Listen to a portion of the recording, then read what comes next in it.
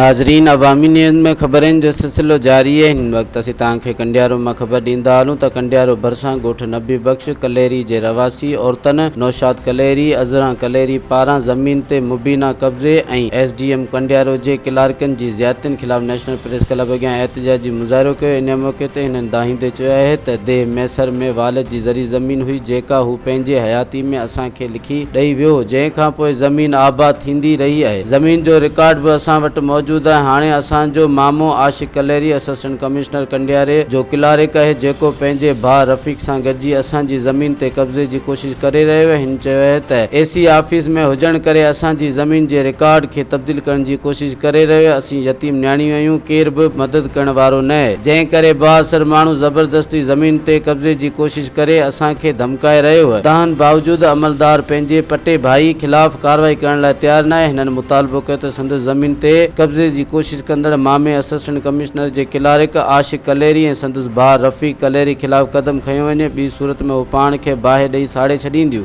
मज़ीद खबरों और तफसीलात के लिए विजिट करें हमारी वेबसाइट www.awamiNewsHD.com।